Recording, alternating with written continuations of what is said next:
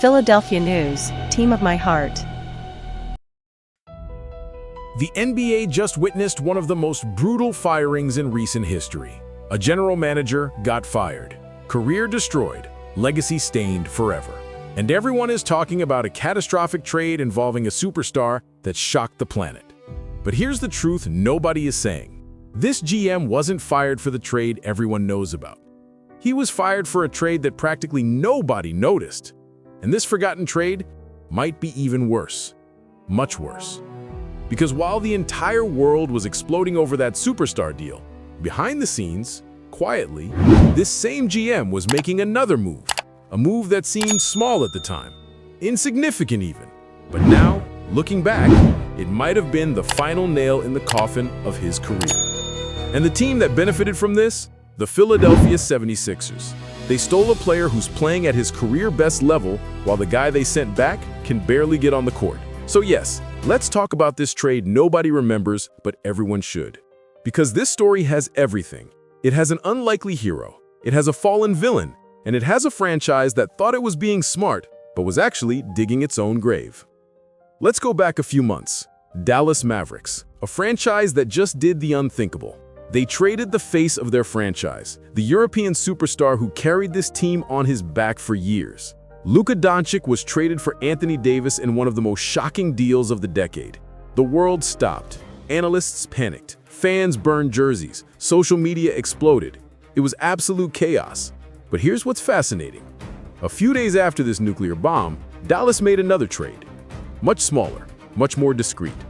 They sent a young wing to the Sixers, a guy who had shown flashes, but nothing consistent. In return, they received a veteran, someone who supposedly would bring experience and professionalism. At the time, it seemed reasonable. It even made sense to some analysts. Dallas was trying to save money, avoid an expensive contract extension, prepare for a complete rebuild around Anthony Davis and Kyrie Irving.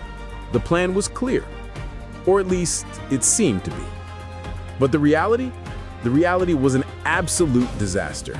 Because the player Dallas sent away didn't just become good. He became essential, fundamental, indispensable for the Sixers. Meanwhile, the guy they got back can barely get off the bench.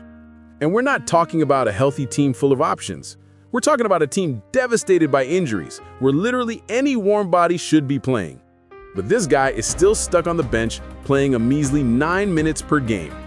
Let that sink in, 9.1 minutes per game. For an experienced veteran on a team that desperately needs any help possible. This isn't just bad, this is catastrophic. This is the definition of unplayable, borderline invisible. And on the other side, the player Dallas discarded is having the best season of his career. He's in the conversation for Sixth Man of the Year, Sixth Man of the Year, a prestigious award, recognition across the entire league, and he got there after being practically discarded by Dallas like disposable trash. The Sixers can't believe their luck. They basically stole this guy. It was like trading an old Corolla for a brand new Ferrari. And the best part? Philly didn't even need to do anything special. They just needed to give this player an opportunity. Let him play, trust him, and he exploded. Became a fundamental piece of the system, a fan favorite, someone the coach trusts in decisive moments. Meanwhile, in Dallas, the nightmare only got worse. Because here's the truly tragic part of this whole story. Dallas made this trade thinking they were being smart. They looked at the expense spreadsheet and thought they were making the right move. Save money now to have flexibility later.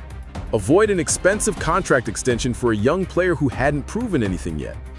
Bring in a reliable veteran who knows the game. On paper, it made sense. In theory, it was defensible.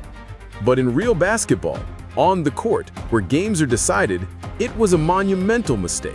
A mistake that became more obvious with each game, each week, each month, and now looking back with the clarity that only time can bring, it's clear that this trade might have been even worse than the Luka bomb. Wait, worse than trading a generational superstar? How is that possible? Because at least with the Luka trade, you can argue that Anthony Davis is an elite player when healthy. You can build a narrative where that makes some sense, even if we disagree.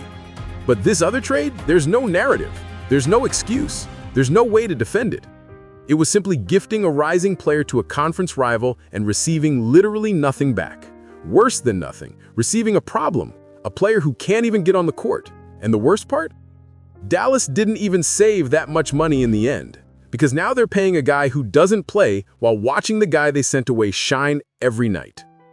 And here's where the story gets really interesting, because Dallas is in total rebuild mode. They drafted Cooper Flagg, an incredible prospect, the future of the franchise. But to make Flagg work, they need experienced veterans around him.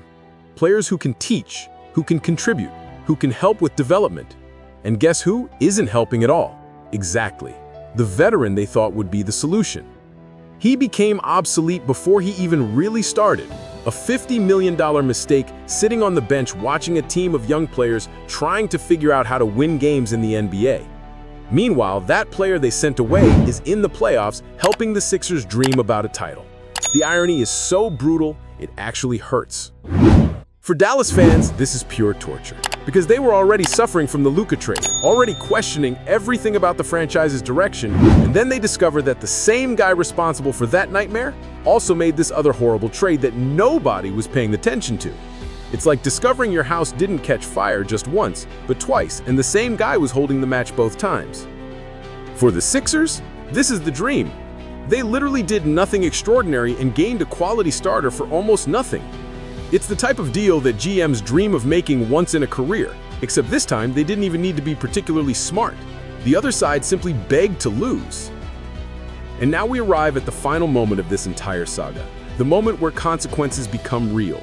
Because after months watching these two trades implode spectacularly, after seeing the furious fan base, the media destroying every decision, and the team sinking to the bottom of the standings, the Dallas organization finally made a decision.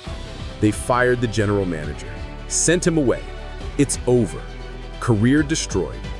And while everyone will remember him for the catastrophic superstar trade, the real connoisseurs, the fans who actually pay attention, they'll remember him for this other trade too. The forgotten trade. The trade that nobody noticed until it was too late. The trade where he handed over a potential all-star player to a rival on a silver platter and received literally nothing back. Worse than nothing, receiving a problem, a player who can't even get on the court.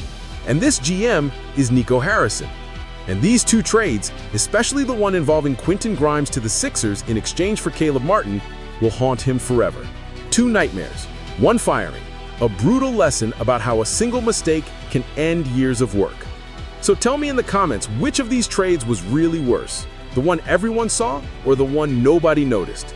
And if you're enjoying this type of deep analysis that goes beyond the obvious headlines, subscribe to the channel and leave a like because there's a lot more content like this coming. See you in the next one.